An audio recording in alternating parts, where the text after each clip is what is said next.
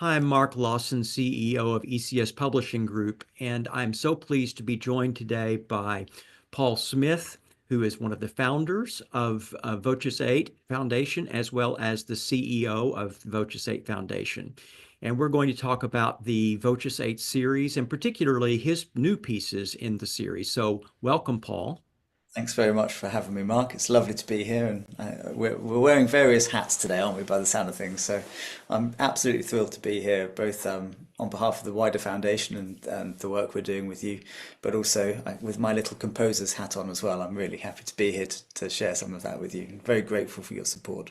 Oh, well, we are so pleased to have the series in our catalog, and it has grown quickly. And so there was a lot of things to tell people about, and we're so glad that there's so many of your compositions in this series as well. So to get started, let me just talk a little bit about some of the new things that are there. One of the first things is a new Mag and Nunc that you've written. Can you give us a little bit of information about those? Some of the backstory, sure. I have to say, I think we've started with the thing I'm probably I care about most in some ways, because for me the Magnificat and Nunc Dimittis were a daily part of my life. When I was a child growing up, I was a chorister at Westminster Abbey, and so I lived this routine of the same texts day in, day out, as a singer, as a chorister, and really fell in love with them. And I actually wrote the Nunc Dimittis first, and I wrote it about 5 years ago. To me, that text sort of just happened. The whole piece just sort of fell out, really. I didn't have to think about it. And it's gone on actually to be surprisingly successful. I'm very grateful to this group called VOCES8 for singing it. That does tend to help, it turns out. But I just think it's such a beautiful text, the Nunc Dimittis. And so with that done, I then had sort of turned my mind to the Magnificat, which has always, to me, been actually more of an intimidating text. There's so much in it to unpick, to take the journey. Really, there's a lot to work through, and so many people obviously have set these texts in so many different ways that I found it quite a daunting prospect. But actually, after a couple of years of just sitting with the Nunc Dimittis and then really trying to work backwards from that point, think about how the shape of the Magnificat would sing itself in a way that joined up so that it felt like a whole piece with the Nunc Dimittis, it began to emerge slowly. And we're actually talking to each other on the day it's been released into the world. So it came out on YouTube and on Spotify as a single last night as part of the album I'm working on at the moment. So I'm now sort of sitting just waiting to see how the world received it. It got played on BBC Radio 3 a couple of days ago as the premiere play, and it was quite terrifying to see this like list of composers, and my name was in the middle of like Mozart and Bach and Strauss, and I was like, oh God. Well, But it's a wonderful recording. Take a listen because it's really very, very nice. yeah, I think the group's done a great job of it. And I mean, as I say, these pair of pieces really comes from my very core.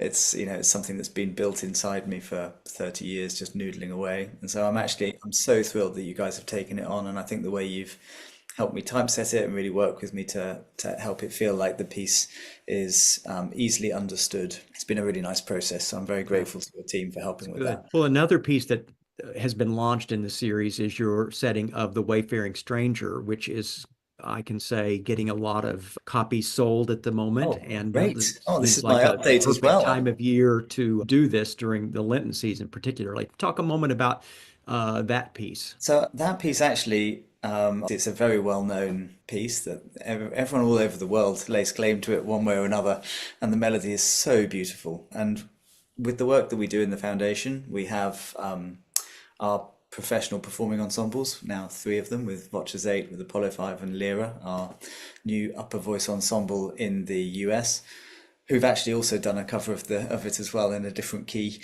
But actually, the piece was originally conceived as part of our education programs. So each year we design programs to work with, I think, up to 30, 35 different cities or rural areas, either in France, in the US, or in the UK predominantly, also quite a lot in Germany.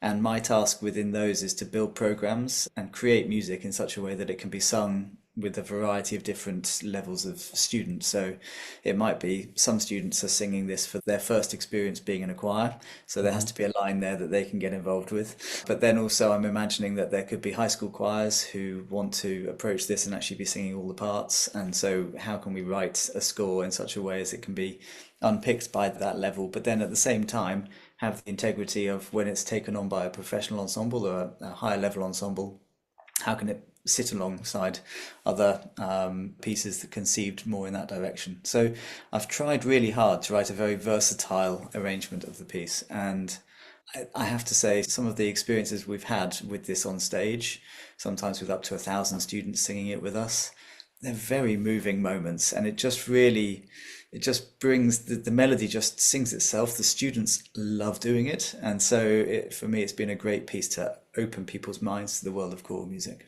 Yeah, yeah, it's a wonderful piece. And then there's a set of pieces that are three pieces that you wrote that can be performed as a set, or they can each be, we've published them individually, but it indicates how you could do it as a set of things. Um, at that, can you talk about that little triptych of pieces?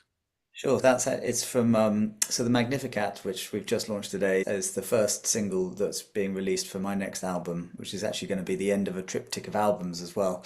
So I did my first album as a composer, and it was called Reflections. Then in the middle of COVID, we did VOCES8 also taking part, and we put together a VOCES8 choir of outstanding singers. It was incredible who you could pull together when no one had anything going on in the world. For my second album, that was called Renewal. And then the third album is called Revolutions and completes the triptych of albums with a triptych of pieces that I've written. And I'd say they're very much inspired by musically by the kind of choral world that I've grown up in. So I feel fragments of Vaughan Williams and Tallis and Bird and the kind of the British even really quite a lot through the 20th century sort of epoch. I think it's fair to say when people listen to it and when hopefully they have a go at singing it, they'll find that there's a British flavour to it, but then inspired by occasional harmonies that would be more familiar to those working in the modern choral landscape. Mhm. But for this particular set, I've actually written the poetry as well to go with it. And the poetry I've tried to take in quite a personal direction. I sort of feel like the world at the moment is, in a bit of a tricky place with one thing or another. I think one of the lovely things about music, and particularly about choral music, is it brings us together. And wherever we may sit in the political divide, actually, music and the arts can create a space for us to build community together, and actually give the space for people to come together, regardless of where they may feel they are on that political background. And the text kind of offers us, I suppose, thoughts around this idea of what it is to be a human, what it is to love, what it is to hope. I think hope is something that we're all very much in need of at the moment. And so the texts, they kind of, when you sing the triptych as a whole, there's a sort of narrative arc to it that starts with this concept of love and togetherness and finishes with that sense of love and togetherness and hope, but does through the triptych, particularly in the second movement, take us into the, well, allegorically, we're thinking sort of dark clouds rumbling in the distance, drawing closer, this kind of idea, which I think we can all connect with at the moment. And Yeah. so the idea is it sort of sings itself as a 7 or 8 minute piece, but actually each movement can stand alone. I actually wrote the final words into the alto part so that I could give a role to my brother, because actually, as a reflection also of my life, he's been with me every step of the journey. And so love always within and staying by my side seemed like little elements that we could tie Great. together. Great to have that background. So, you have one other piece that I should mention that is yours is The Day Sky that you have written, which is another original piece. And let me go ahead and just say that there are other composers as well in the VOCES8 series, but we have pieces by Luke Mayernick, a new piece Yeah. by Kyle Peterson. You have kind of an ongoing relationship with Taylor Davis, and we have pieces by Taylor in this series. And then one other one that let me mention is you do a lot of collaborative things. And so there's a piece, The Scarborough Affair, which you did with Chanticleer, and the Yeah. wonderful recording of that. Talk about how that came about. Well, I have to say, collaborating with Chanticleer is always a fun thing to do. if you're watching this, people may know that there's a nice connection between the VOCES8 singers and the Chanticleer singers, in that Blake Morgan, our tenor, actually was in Chanticleer before he joined VOCES8. And so that, plus also the connections we've made over the years, have given us a really nice bridge between the two ensembles. That I think actually we're going to hopefully see them in the next couple of weeks and have a hangout, which will be great fun. And we had them take part in our Live from London series, both during the pandemic and then recently together. And we met together in Germany last year and did a lovely collaborative concert. And during that process, and working with Tim, who's a fantastic artistic director for the ensemble, I think he's really inspiring. We were working on all the different repertoire, and Scarborough Fair, which again is a song that everyone is so familiar with in this piece by Jared, is just, I mean, if you've watched the video, it's mind-boggling.